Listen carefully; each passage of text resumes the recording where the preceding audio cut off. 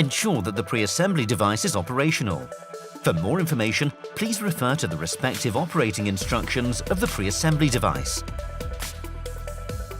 Insert the appropriate tools into the pre-assembly device.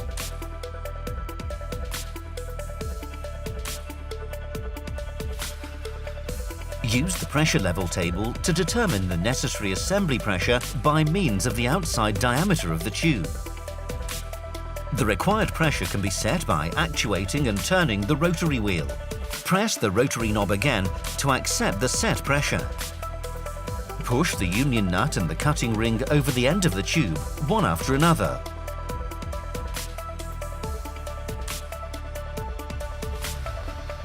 Provide the cutting ring with suitable lubricant to facilitate assembly.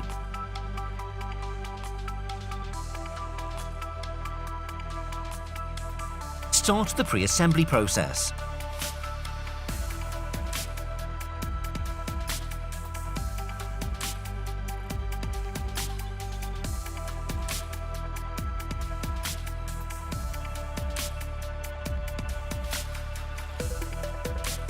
Now remove the pre-assembled tube. A visual inspection is mandatory after each pre-assembly. To do this, loosen the union nut and check the raised part of the collar. The cutting face must be at least 80% covered. The cutting ring is allowed to rotate on the tube.